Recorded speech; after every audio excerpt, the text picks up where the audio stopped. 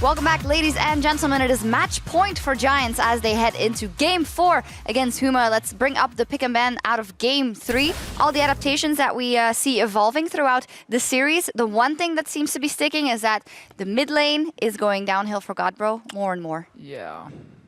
Zenkooks? LeBlanc into Lulu?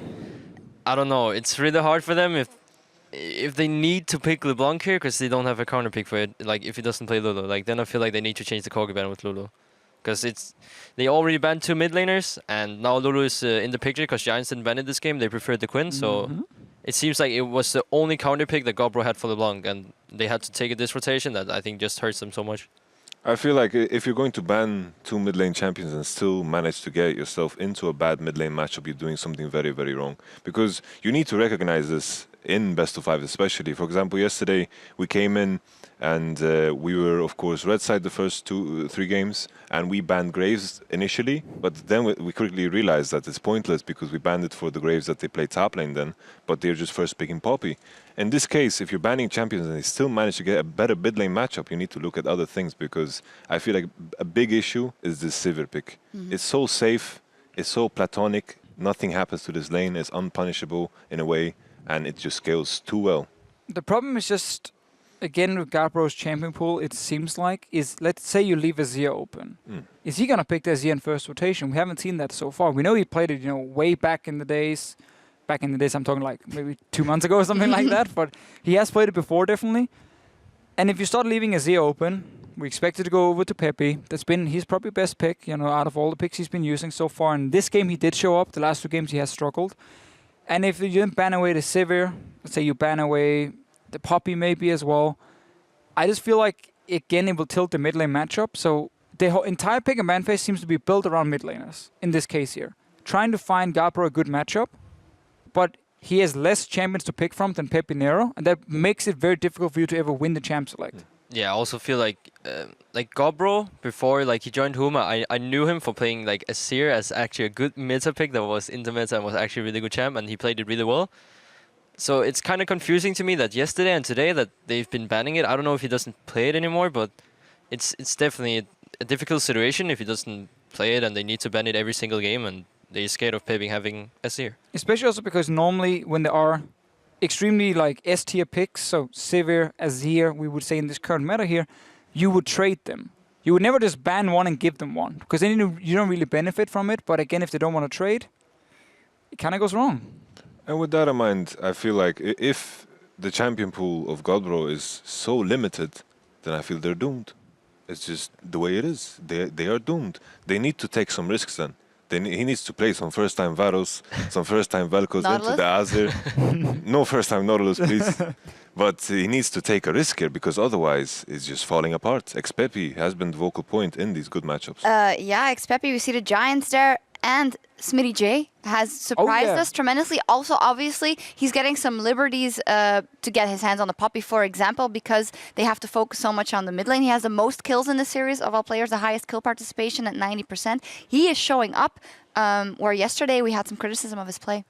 Yeah, but it's been fairly easy, I guess, for Smitty J preparing for this tournament, because he needs to play Trundle and Poppy, it seems. And then you can just kind of trade them back and forth.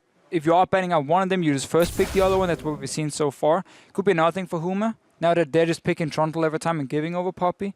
Ban one and then contest the Sivir first pick with one of them, and you can potentially trade. But Smitty J is playing well. The few games he had in the LCS, decent lane performance, even when he got camped a few times. Not sure what your opinion is of Smitty J as a player. I think the memory I have of him is the Fnatic game, where he just kept getting ganked and ganked and ganked, and he survived and did pretty well, even though they kind of collapsed in the end very, very quickly. Yeah, he was even ahead that game in farm as well, so he has some good games in the LCS.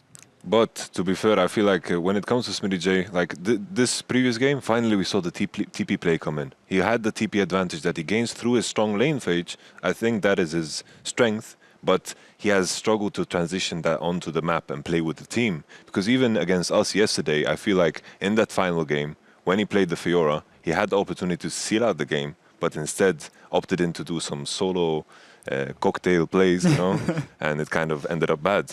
We have seen, though, a lot from Giants overall. Again, it was kind of the storyline coming into this match where Huma has always been very focused on individual performance, like kind of one guy going crazy, one guy becoming the carry, where in a sense you would assume Giants were a little bit more team focused. Also with the Sivir first pick, it's obviously not a solo AD carry in any way.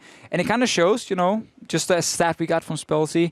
Every time there's a kill for Giants, they'll get a 3 assists on average in the entire series. So it's a high kill participation for a lot of members. Huma, it's like 1.75 assists. So they have like 20% lower kill participation as a team, and it's like one guy getting a kill Who's most of the Spellsy? time. Spellsy is our stats man who's sitting and feeding us all the good information. Technically, Spellsy is actually what I call my brain because I'm just pulling out all the stats. Okay. In any case, if I summarize, Huma have to change it up. They have to do something crazy because they have to stay in the series if they want to make it to the LCS. You gotta play Azir, man. They gotta play Azir. That's not that crazy, but maybe they should. The teams are ready, so we're gonna head inside for picks and bans. Thank you, Shocks. Maybe we will see those picks and bans changed up because it has been pretty much the same with a few changes, tweaks at the very end that prompted the Poppy to come up, and then Godbro picked up the LeBlanc. Yeah, I mean, I'm totally with you, Analyst Desk. I don't really get why Godbro's not playing the Azir, or at least why they're not like trading 1-for-1 on the strong picks. Yeah, like, it is a little curious. it's kind of weird. I don't get it. Godbro's got a pretty mean Azir when he pulls it out. Well, they're putting a lot on Werlip getting that Trundle, too. I mean, he's had it 2 games now. They won one of them. But then this next one, I mean, Smitty J's Poppy once again got out of control. You got to wonder if they don't want to start considering taking that off. They're on red side again, so they still are probably going to ban the Nidalee. But I want to see it changed up.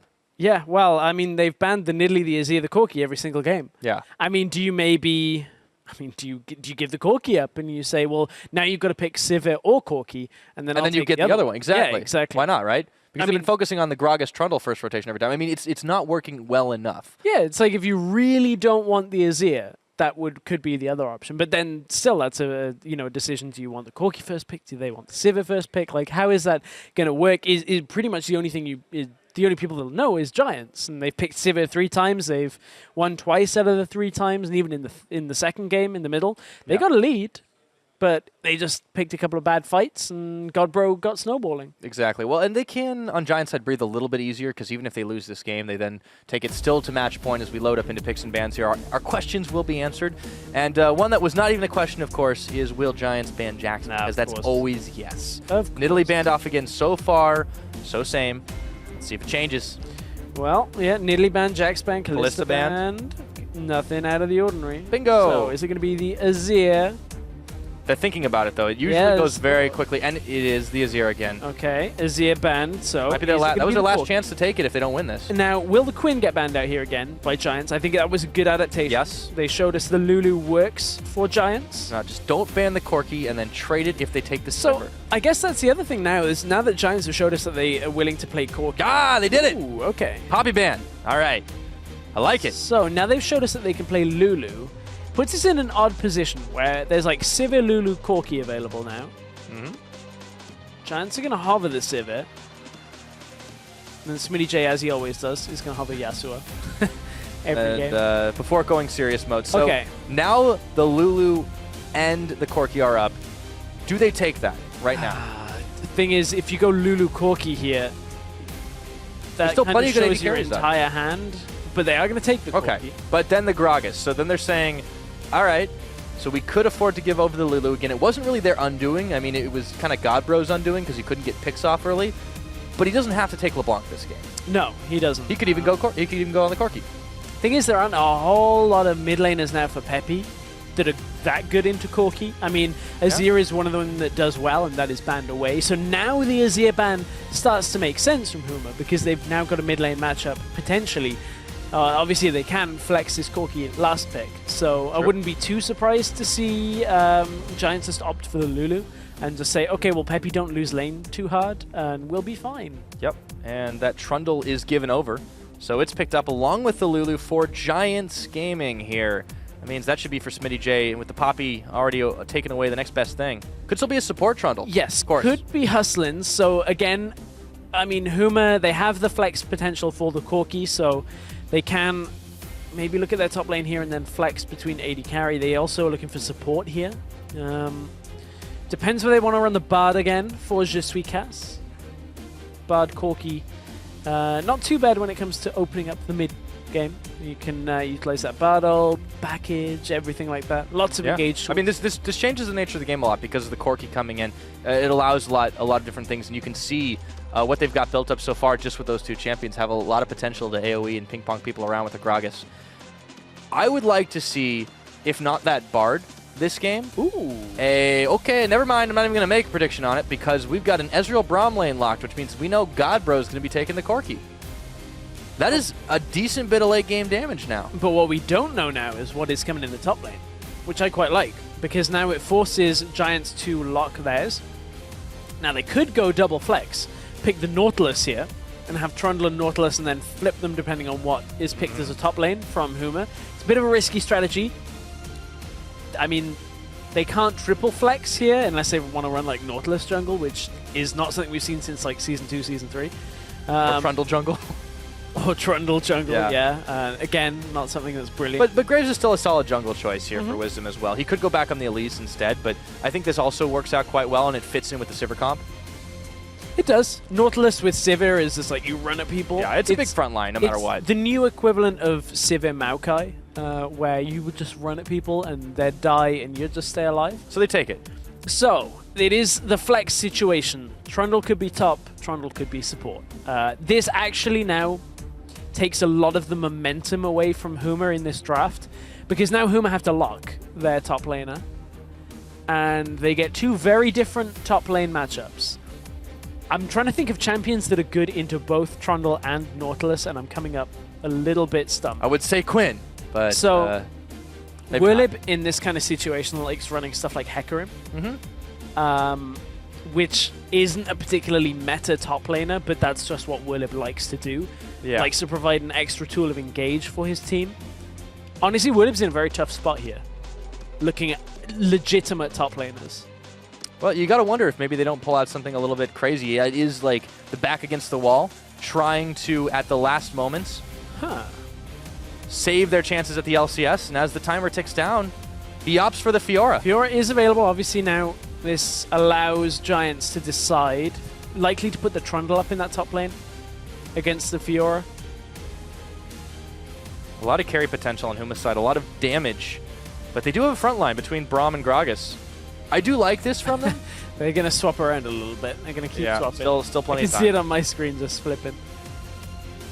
Okay. I mean, this has been a very interesting draft. They've got until 20 to lock it down, so they're keeping Wirlib on his toes a little bit.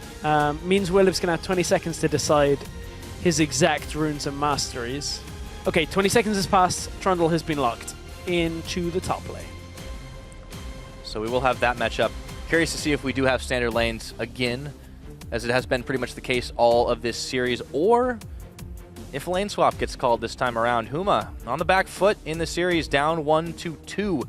And Giants, as Losark and Koobs shake hands, are on the cusp of requalification into the LCS. On the cusp, but Huma, they're running kind of a siege poke composition here with now a split push component. You've got the Fiora over in one lane. Got to try and deal with the Trundle. That's not an easy thing to do. Definitely not. While you've got an Ezreal and a Corki that are looking to poke down in the middle lane. We're going to have to see how that turns out for him. But at long last, things have mixed up a little bit with Giants still running a Sivir composition. If you think they can close it out here, let us know on Twitter, hashtag GIAWin at LOL Esports. Or, of course, if Huma are going to make this go all the way to 5 games, hashtag HMA win. We're loading up for what could be the final time of this summer promotion tournament to the European LCS. Will it be Giants? Will it be Huma?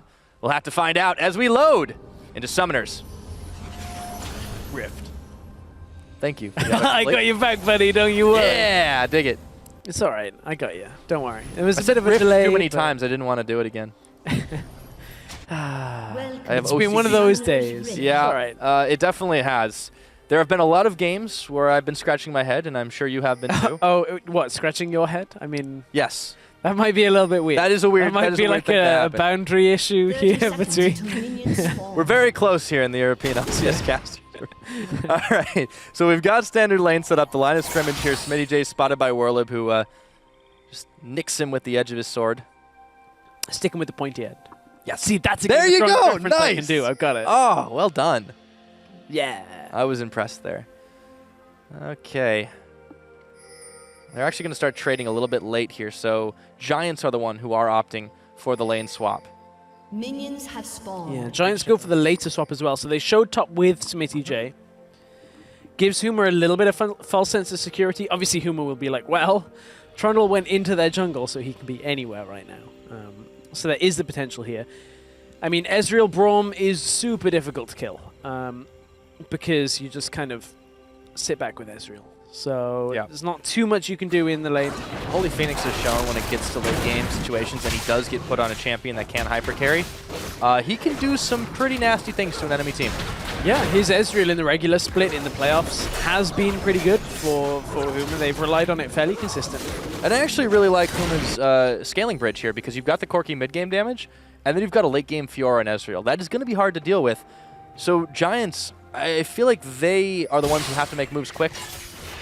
Possibly. I mean, you look at how the last few games have gone.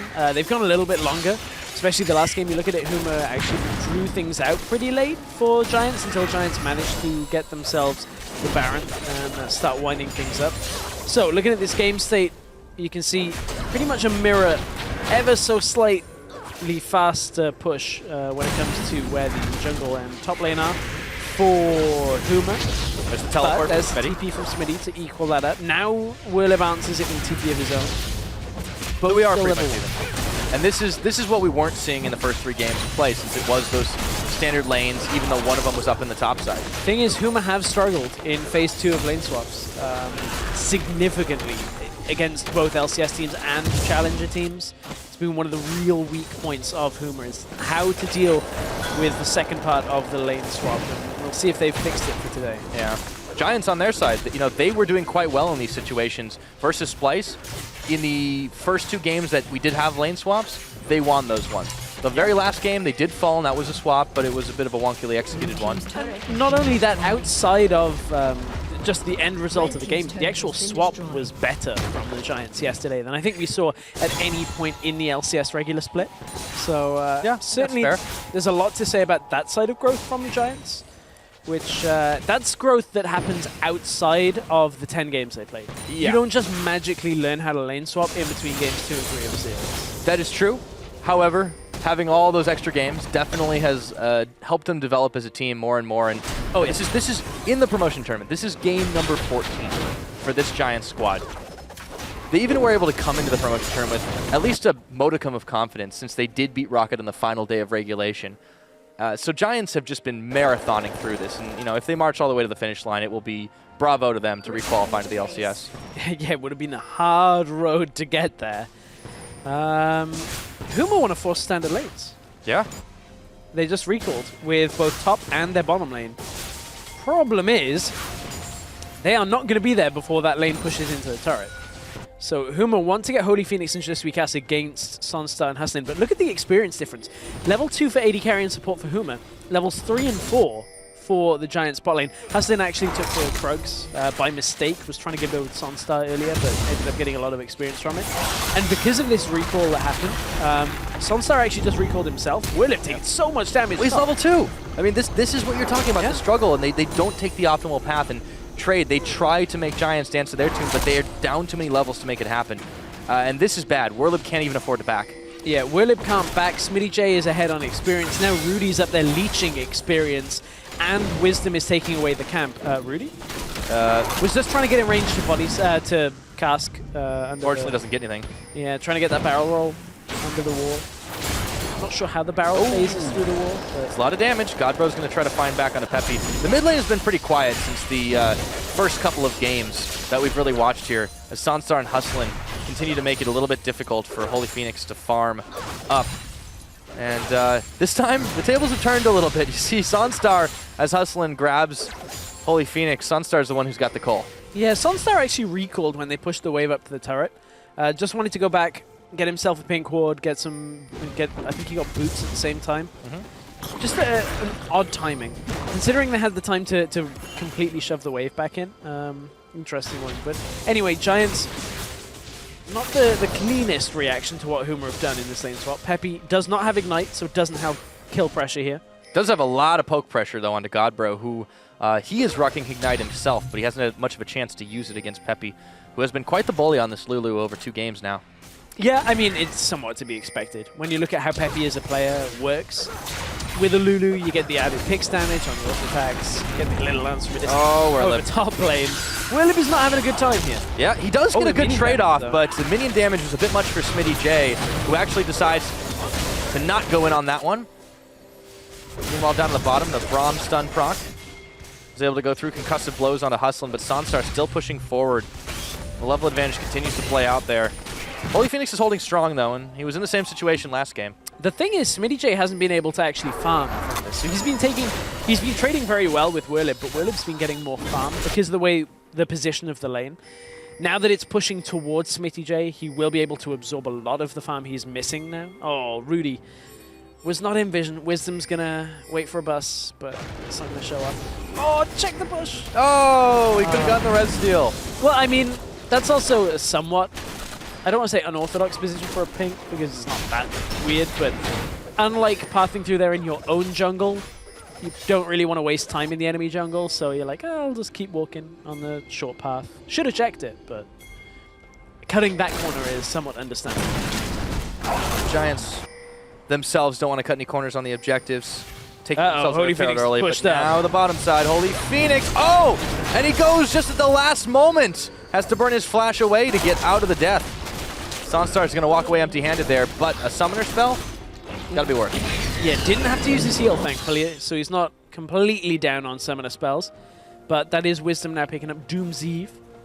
And is going to go back into the jungle with that. Look at Rudy coming top lane now. He knows that Rift Herald was just taken, so needs to be there around to counter gank. No package on Godbro, it's just spawned in the base. So this is kind of an awkward timing now for this dive. We'll see if they can get Smitty J. Subjugate's available. Willib's going. He knows. The Grand Challenge is out. The Frost Bomb's on. Armor Shred.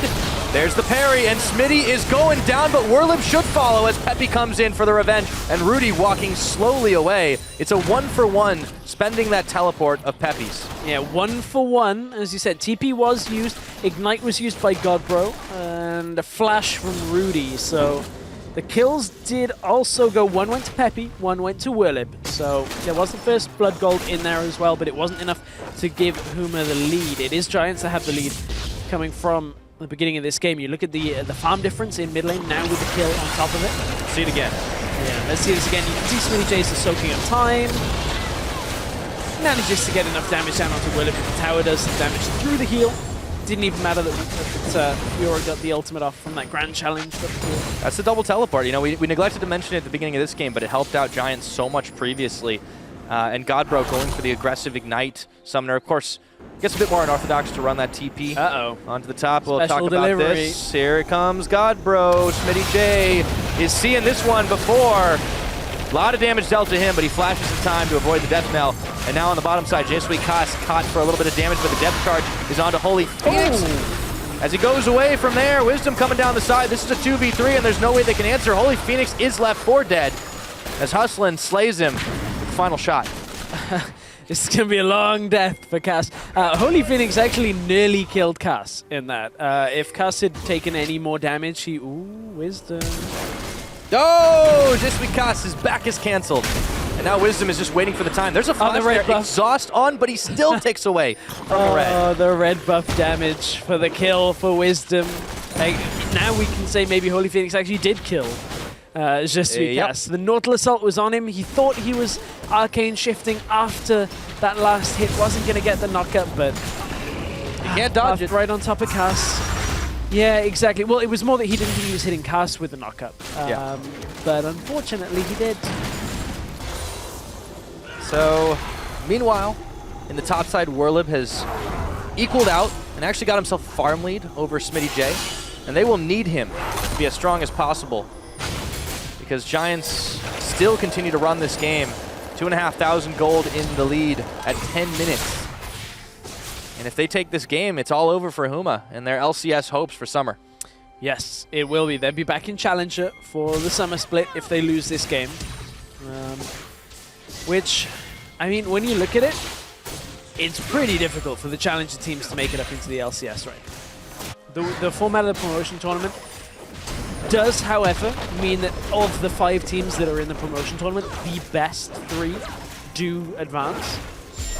It does show you the difference in caliber and what we've seen from these games so far. But, Yeah. I mean, you also got to look at the wild card in this, and that's Giants, because this is a team that went 5 games against Copenhagen Wolves. Yeah. Then went 5 games against Splice. Right. And could go 5 games against Huma. But at the same time, they haven't fluked their way through the best of 5. No, but they've been so inconsistent. It's Of been course. maddening. Of course, but then it's fair to say that if you've been inconsistent, but your better games have been frequent enough and have been good enough to win the series, then you are the better team. That is very true. I mean, it's not the most convincing of arguments, I'll give you that. You were the better, worse team. But Giants have shown a lot of growth. Yeah. No, in Regardless. over a very, very long course of games, they've definitely shown some development here as True Shot Barrage comes in and spies this dragon being started. Huma don't want to try and fight this. They're still down 3,000 gold. Holy Phoenix is just getting a little harassed, but unfortunately all he does is feed Sonstar mana. And he has to Arcane Shift as he saw the Dredge line coming his way. Dragon number 1 over to Giants. They do have 2 towers to the 1 that Huma's managed to get. And a lot of it stemmed from the lane swap choice that Huma made to try and force the 2v2 lane. Yeah. It's has been a lot on trying to force that 2v2. Hasn't really, materialized into anything. It's been a lot more in Giants' favor. Yeah. Some pretty lopsided farm differentials, too. You take a look at that mid lane, and Pepe's just been walking all over Godbro, who has admittedly gone on a few roams. But then in the jungle, 20 CS difference. Wisdom has been walking on Rudy. Yeah. And then for Huma, the saving grace here is what Whirl has been able to do to Smitty J. Yeah. So he's having not too bad a game. He's on Fiora. Maybe, just maybe, Huma can get onto his back, and he will carry them to a victory. But you look at how much attention Whirlib got with regards to his own team helping him against Smitty J.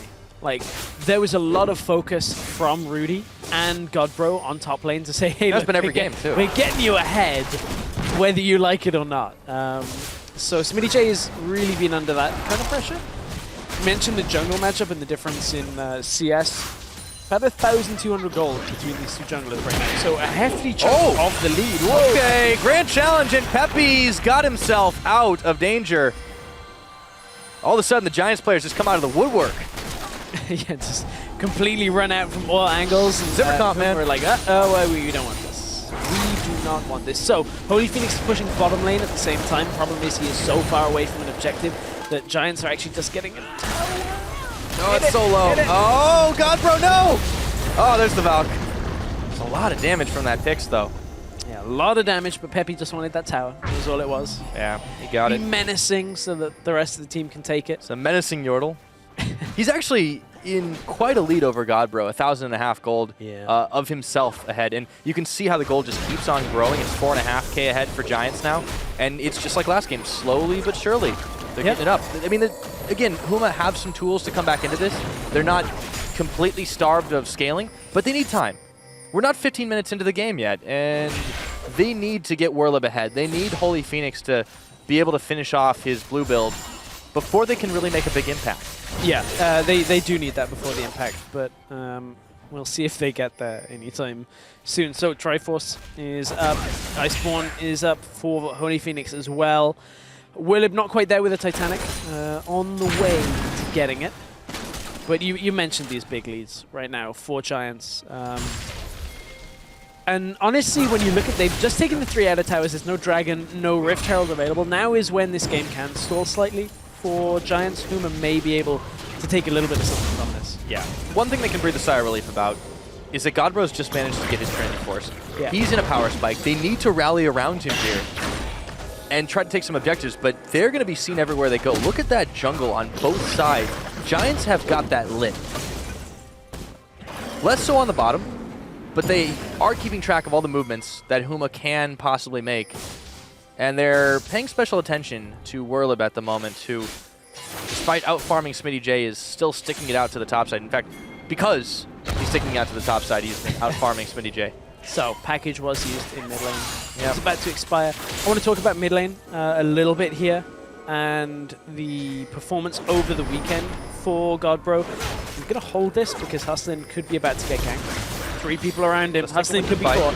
Rudy's there, interrupts the path, and he pops out the massive barrel, but Hustlin's going to flash away from this one, and Giants once again Recollapsing on, and Rudy gets slain. Jeswikas will follow next, and Godbro just can't do anything to defend him. The double kill for Trundle. As Smitty J picks him up. Oh, Wisdom wants this. Oh, he does. Oh, the flash! Followed by Godbro.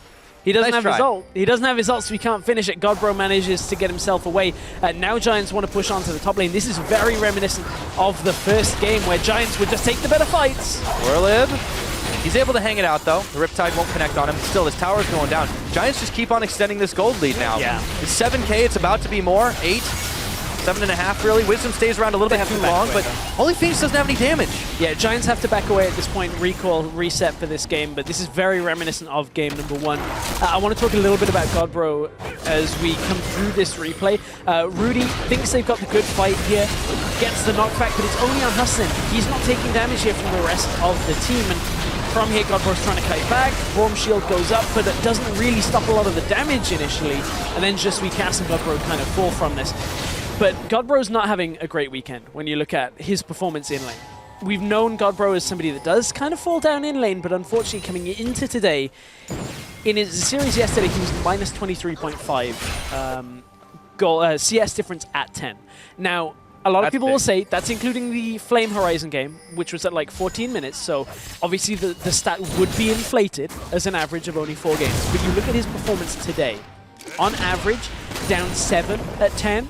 In this game, down 19 at 10. So he's just, in overall terms, been very pressed out in all senses of the word in And that's 10 including minutes. the Quinn game, where Yeah. he farmed champions. Exactly. Like, Specifically Peppy. Godbro has had a real tough time against LCS mid laners, and even against... Well, you we hit this note earlier. He's just been found to be out of his depth, but Peppy might be out of his depth as well. Gets the wild growth on, but there is no help coming to save him here. He knows he's a dead Yordle, and Werlib will get his second kill of the game off the back of that. Giants can't quite collapse on anything here. Looking for mid, but there is a bot lane there to defend. There is. Baron is up in 130. Dragon is up now. I mean, Giants realistically, they're so far ahead right now that they just have to bait a fight. And both of these objectives go down very quickly. I mean, all they need is a pick on Rudy or like Godbro or Werlib, and they can turn to the Baron. When it is available, obviously. Yep, just in a few more. No one's really bothered with the Rift Herald this game. They've left them all alone. Giants really got out to a flying start this game. It's not the most massive lead we've seen, but they're definitely looking more decisive, and that's the evolution we've seen this game. Holy Phoenix knows his number might be coming up. Holy Phoenix trying to kite this one out, but he's not got enough damage yet. Gets the heal off, but Sunstar's here. That was a waste. Tag, you're it. Sunstar eats the Mystic Shot. I mean, this is summing up this game state.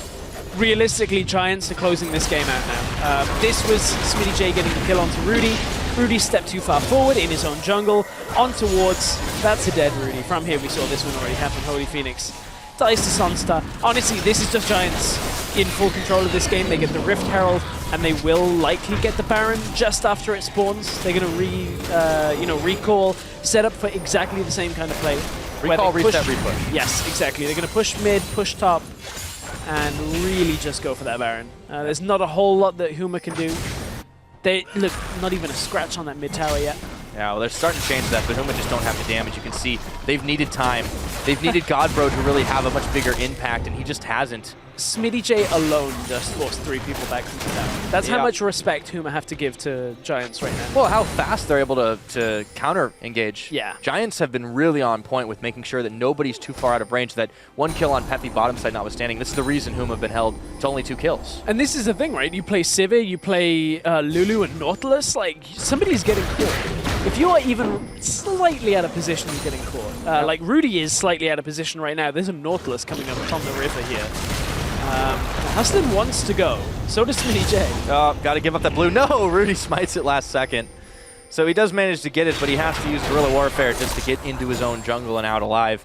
Giants are taking everything on the map. 8K ahead. Continue to snowball that lead. And with the Rift Herald buff, they start wailing on this inner tower. Kass is trying to stop it, but look at that damage they're dishing. Yep, big damage down onto that tower, onto the members of Huma as well. You can see Werlib is pushing in the top lane, trying to get an outer tower in exchange does have teleport, but there's no real good teleport ward available. It's all the way back in the river. Rudy could be caught. Yeah, has to pop the big barrel to get away from this one, but he's still taken down, and it's Peppy that gets him. Sunstar, meanwhile, goes forward. Huma is getting shredded. Yeah. Whirlip's not doing anything about this. He's still trying to take minions. He's got his teleport. They're losing inhibitors for this. They are losing. They lost this inhibitor. That means now Giants recall, swing to Baron. They are going to give up this outer tower. There is no reason to go and stop this happening. Whirlip can't push any further than this. They will reset in time. The rest of Huma are going to try and stop them. The package is available. This is not a fight. If Huma take this fight, they may straight up just lose the game. If Godbro actually goes in and dies. There's a big wave starting to pour in onto the top side. Whirlip is still committing to the strategy. Giants are a little bit battered here, but they're not worried at all about Huma at their tails. Might as well just be some flies buzzing around their heads. Look at Rudy's pathing, though. Rudy's coming down mid lane. Giants still want to engage. Just because, let's fly the Glacial Fissure. An inner tower gets taken by Whirlip, so they've gotten some swing off this, but they've still lost an inhibitor for it. There's no way this can be worth. No, it's not worth. I mean, Huma are getting slight little bits to come back into this game. They will get mid tower as well, but realistically, somebody has to go deal with that bottom lane, and see it's Holy Phoenix is going over there to do that. Now Giants are going to prioritize the Baron. They're going to go and set up for their vision, set up for the bait, and try and force Huma to come and fight them. And when they do, Giants will be able to take that fight, and Huma, unfortunately, are probably going to crumble and drop back down to the Challenger Series. So they've cut the lead a little bit in all of that craziness just because they were able to pick up 3 towers off the back of it. But I fear you are very correct. Yeah. Giants, they would have to really, really throw this lead away if Huma were to come back into this game. A massive mistake would have to be made, or a hero smite from Rudy. We just haven't seen that kind of play out of him. And, you know, we heard Mithy in day 2 yesterday on the analyst desk say, well, you know, a team that plays better as a team can beat pretty much, you know, individual players. And that's kind of what we're seeing here, is so much of the decision-making from Whirlip is about an individual. Giants are just fighting as a team. Huma definitely not. Kotz is caught. The blowback from Graves not going to be needed. Sunstar connects with the Boomerang Blade, and that is yet another kill. And again, Whirlip's down in the bottom lane trying to push back out against these super minions, because if it gets to the Nexus towers, they're going to start losing. And the problem is, he had the TP, didn't use it. Now he's trying to get to mid lane with the home guard. Somehow, if Huma can get a steal on this, or a last-ditch fight that turns around, maybe they can still do it. In comes Whirlip trying to buy some time. 18, 15, 17. Oh no, it's Wisdom who smites away the Baron. Rudy can't get it in time, and he's given his own life for this one. Big power play now for Giants, and they will recall. All 5 members have secured the buff. Yeah, the recall is on. Godbro stops Wisdom, but tries to trade. He might just get it. Yeah, he's burning down. Godbro's going to burn his flash for this one. He might give his life 2 teleports, and he is a sitting duck. Sunstar on the chase. Should be able to answer him back. And there we go. Now Sunstar recalls. The Nexus towers are about to get pushed in by the super minions in the bottom lane, as well as we head into the replay here. 4 Giants, they managed to smite this Baron down. It's you know, a fairly straightforward thing.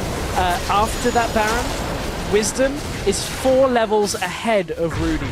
So coming into that, must have been at least 3 levels worth of difference in the damage down on Smite. Giants are ending the game, by the way. Yeah, mid lane is gone.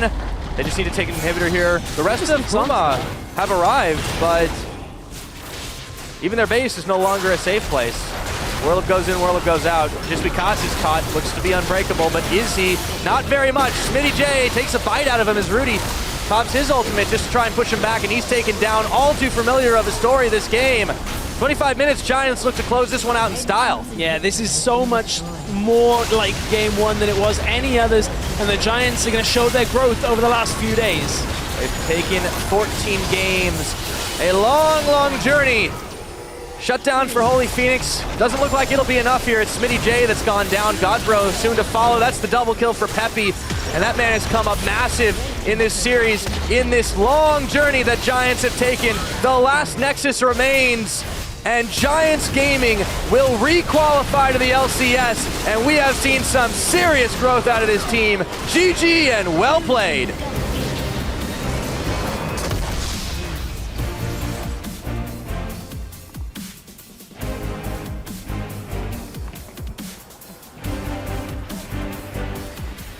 Well, it took nearly a whole split's worth of games after the regular season for them to re-qualify, but they've done it. They're back in the LCS for the summer split. Yeah, I almost don't want to call this their new roster anymore since they've played 14 games together. More than that, actually, if you count the last couple of them.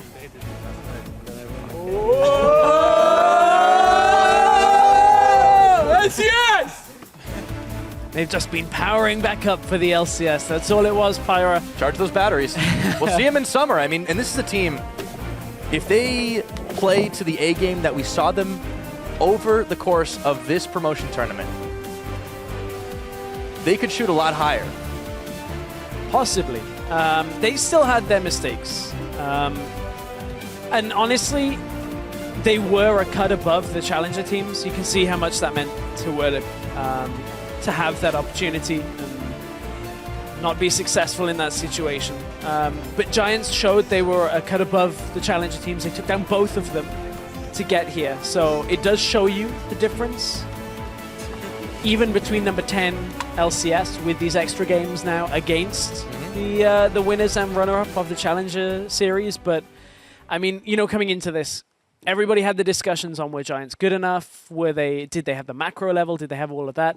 I mean, honestly, you'd have to say yes. They improved on a lot of even the lane swap aspects, and that was one of the places that we said, hey, Giants, even though they're not as good compared to the actual LCS, you know, top tier teams, they still were good enough to beat, you know, teams that aren't so practiced against it. The important thing is when we talk about growth, obviously that can seem like a nebulous term, but it's because they were able to play together, play better, and then what they came up with was generally just building those basics, building those foundations that they can then correct those smaller mistakes they made. Now we're going to send it over to the analyst desk where Giants' win is going to be celebrated.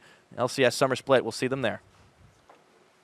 Thank you very much, guys. And 3-1, as predicted here on the analyst desk, true professionals here. And in the end, I mean, we have to conclude after 4 games, no surprises for us today. Huma exerted kind of the same mistakes as they did the last couple of days, and Giants seem to be stronger, albeit obviously not a top-tier LCS team, but enough to requalify.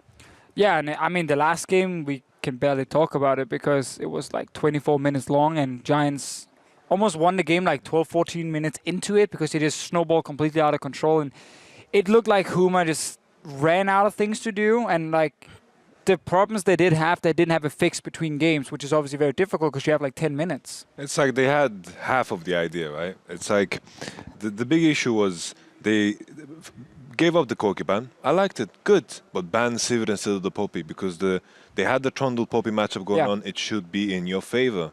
You just give Werlib another chance on that Trundle, but instead they opted in for the Poppy ban. They got Trundle into Fiora, which is not the greatest matchup, and once again the Sivir is there, throwing boomerangs all over the place.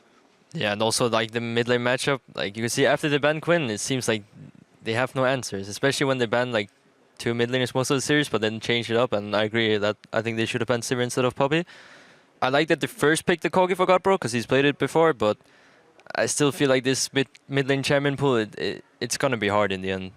Yeah, and it was hard, and I think it was one of the downfalls of Huma just not ready. And as predicted, actually, by our guys on the desk here last week, and you guys as well, all the teams that have requalified are all LCS teams. So what do we think now of Huma, of the Copenhagen Wolves? You guys are an ex-challenger team as well. Has the level gone down?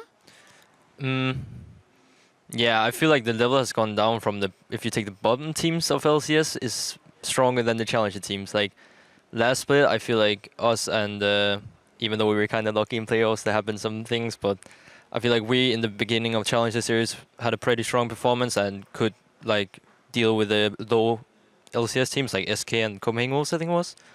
So yeah, I feel like the level dropped a bit compared to the LCS level. I mean, we have to remember that both G2 and you guys qualified.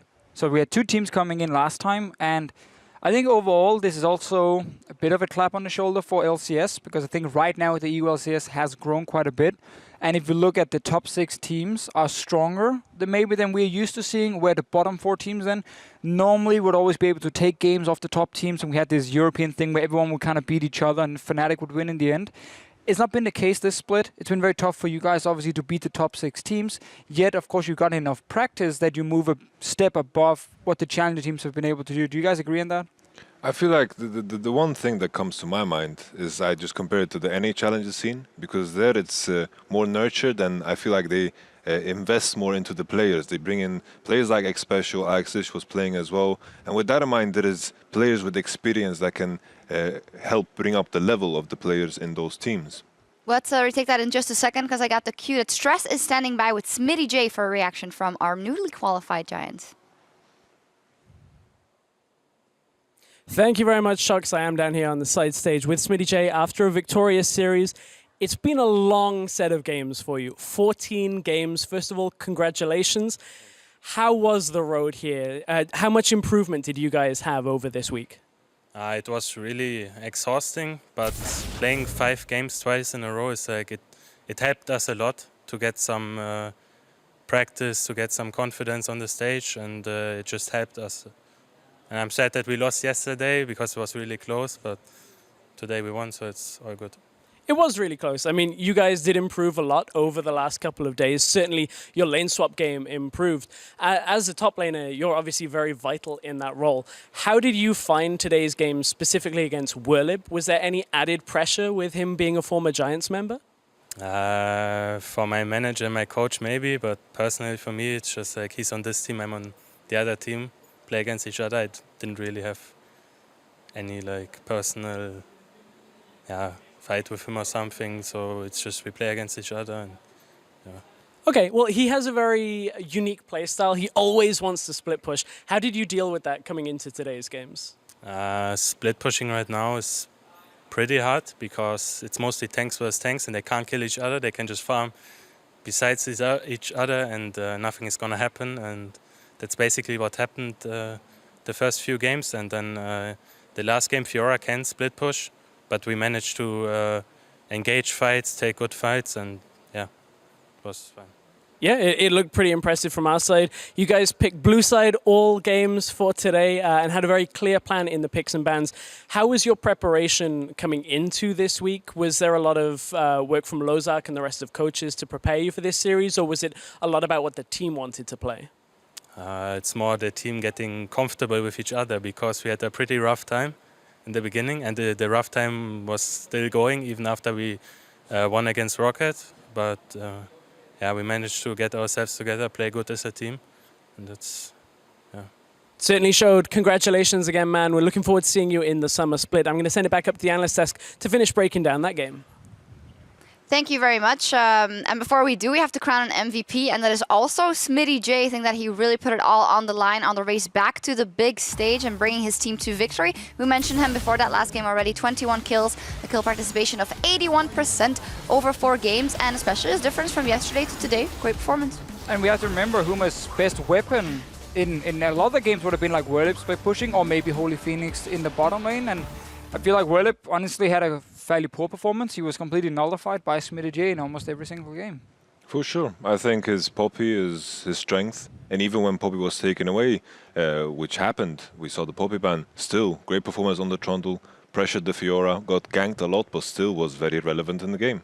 Yep. Very well deserved. Great job by him. And now let's take a look at all the teams that requalified for the LCS in the summer, because we were talking about kind of the difference of level between Challenger and LCS. And wow, this is exactly the same graphic. Of course, Roccat, the Giants, and the Splice Boys requalifying for the summer split. And I'd like to continue the discussion of kind of how hard it is for the teams to get in. Yeah, and I just want to also jump on your point, Yamato, with the NA bringing in experienced people like Special and Alex. And obviously these guys have been playing for years and played against the biggest teams in the world, where I still feel like if you look at Challenger this year, there was a lot of old school people, like Huma is an example. If you look at like Werlib, he's played obviously for some time. Holy Phoenix has been to Worlds, obviously as a Turkish team, not an European team. There's still a lot of players in Challenger who had a lot of experience. Maybe it's not the same level as obviously the guys you're mentioning from NA. It's like the way I see it, it's like, I don't want to be harsh, but it's like the bottom of the barrel of the LCS, right? And if you compare, like I mentioned, X-Special and Alex-ish, you look at their history, there is a lot more there, right? They know how to think about the game, and I feel like the level of play is just different. It's also important to note, because Challenger series, they only scrim each other, right? That is probably what is the biggest issue. They scrim each other, and they kind of develop together. And they're not obviously going to be behind these teams that play in the LCS. Also feel like NA Challenger, they invest more, like the organization invests more into getting players. Like they have a lot of Korean players actually in the NA Challenger. And here in EU, it's like, yeah, we have some LCS players, but to be honest, they haven't played LCS for a long time. I think Werlib is probably the one who played the latest, and Like if you look at like Wicked hasn't played for a long time, GoPro hasn't played for a long time, so it's people who actually has been in Challenger for some time now. So is it fair to say that with obviously Europe losing a few players at the start of the year, some of them going to North America, someone would retire, the remaining best players in Europe all got gathered on LCS teams. Either they came in as some of the new players with Challenger teams, or obviously they all gathered on some of the top teams. That's why we have what we would consider multiple great teams now, where we normally only have like 1 or 2 teams really standing out. And that's why Challenger has kind of ran out of, should we say, talent right now, or new up-and-coming talent in a sense, other than maybe some of the few Millennium players who are still 16.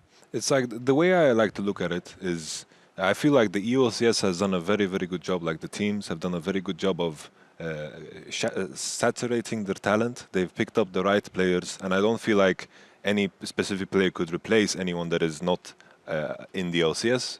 And I feel like we just need to give it some time. The players that are 16, maybe they will start getting into LCS, because as long as the best 50 players that are in Europe are in the EULCS, no longer you can't really replace them randomly. Also feel like if you look at the players I played with in Challenger series, like last year, like pretty much everyone is in LCS now. They want to play with the spring split, like Perks, Ica, Gilius, what is it called, Smitty J, like and even Steve. Like all of these players is in the LCS now. And most likely when they're 16-year-olds, they become 17, if they are good enough, the LCS teams will pick them up. And then again, we kind of get a situation where Challenger might suffer a little bit until we have a new up-and-coming team who can maybe break in, or one LCS team falls apart completely, but that's obviously not what you're hoping for. So we need to find a way for these Challenger teams to actually get better practice potentially. But why would you play against them if you're on an LCS team and you can scrim against Vitality? Then you're going to pick that every single time. Yeah, very interesting discussion. For now, though, it is the LCS teams that requalify. That closes the book on the promotion tournament, but the playoffs are around the corner. Let's take a look at the schedule for that, starting this coming Saturday, April 2nd. Vitality Fnatic is the first quarterfinal, all best of fives, of course. And then on Sunday, it is Origin versus the Unicorns of Love for that last seed. And, of course, also the ticket to Rotterdam, very importantly. So, Fnatic versus Vitality, our first quarterfinal. Quick prediction here, guys. I've heard you already. I couldn't do it quicker. Vitality. No, go you on. You can give some explanation. Okay. Yeah. Vitality, I think, in terms, if I compare Vitality to the other teams overall, I feel like they have this kind of adaptability about them. First, I thought Cabo Shorty is only going to play Graves, he's going to play Dissolution. All of a sudden, the Nautilus comes in, the Poppy comes in. I'm like, holy moly. Kawashot plays tanks. Shons, what have you done to him, And all of a sudden, in the best of 5 scenario, they have all these different things they can play. Nuktak on control mages, on assassins, and all over the place. So to me, I feel like Vitality is the favorite to take the entire thing. Yeah, I also feel like if you look at Vitality from the beginning of the split to now, like they're the top team that improved the most. Like the way they play, like the amount of champions you have, like you saw today with Huma, you cannot ban them out. Like for example, what you said, Cabochard, he plays tank now as well. So I don't know. I think Vitality is one of the favorites as well to take the whole split here, and yeah, I just think they're gonna win the series. I find it funny though.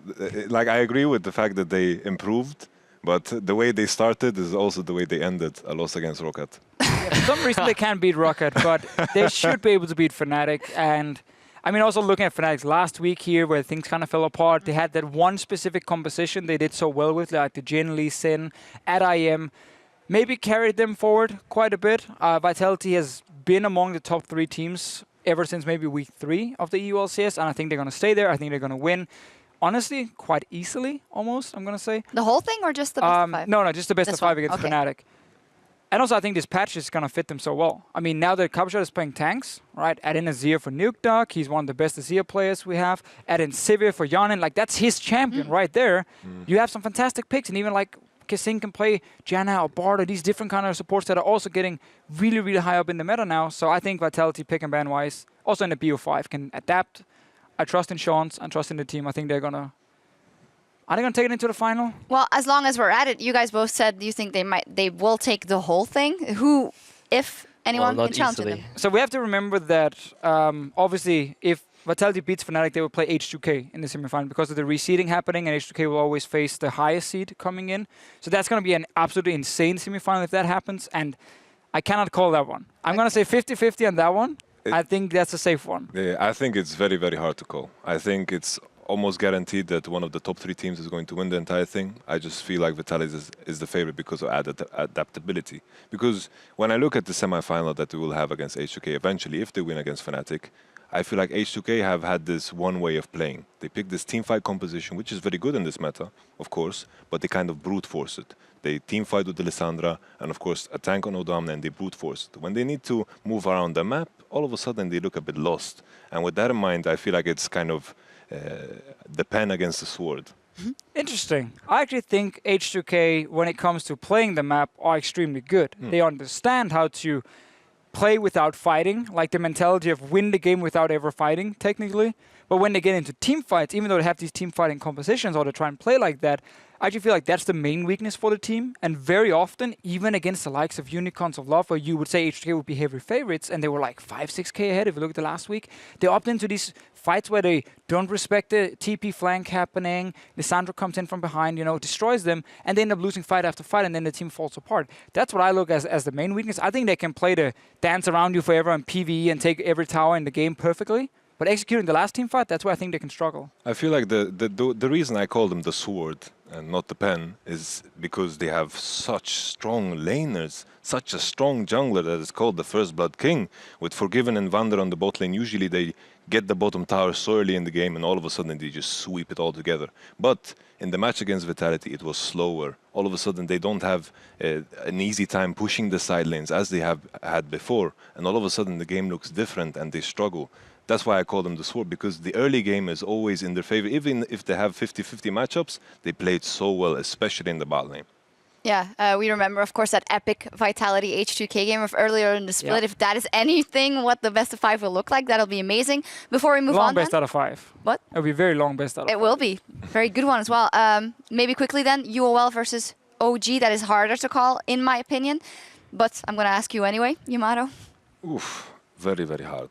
The question is also like Power of Evil or Xpeke, what is going on there.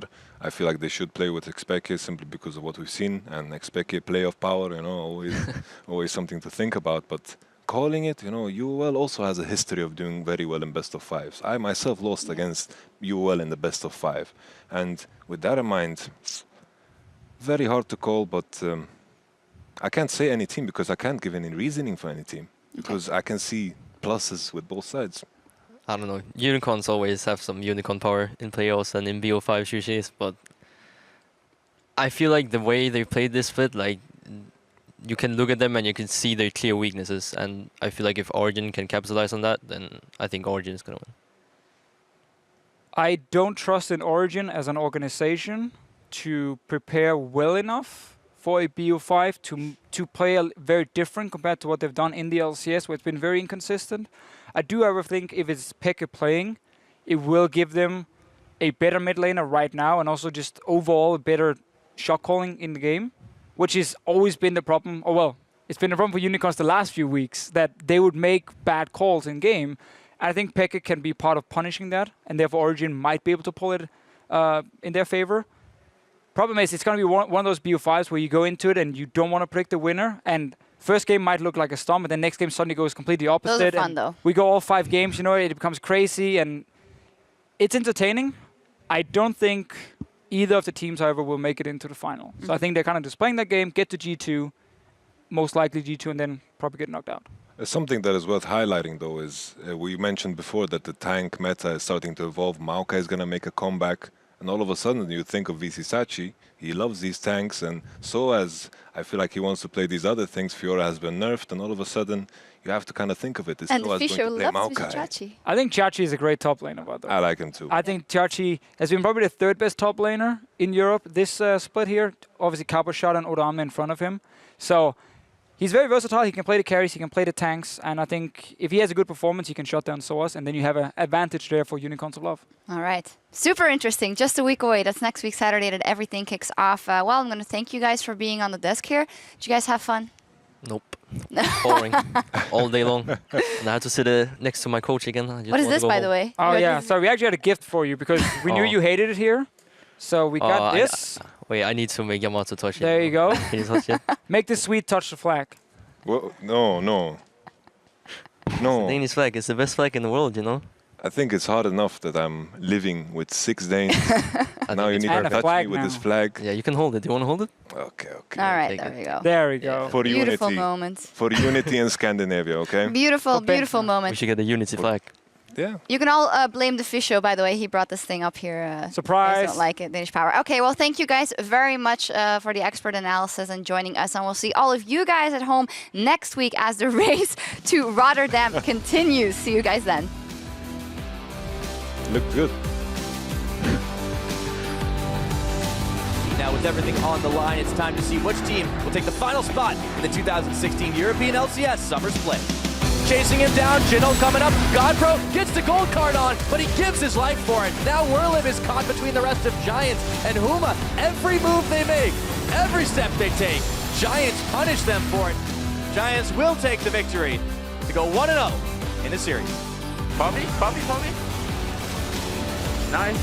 I can take for Ria. Go for Ellie. I'm going for LA as well. Let me have the kill if possible. Okay, what's game we get out? Get back But nowhere. This is going to be the game.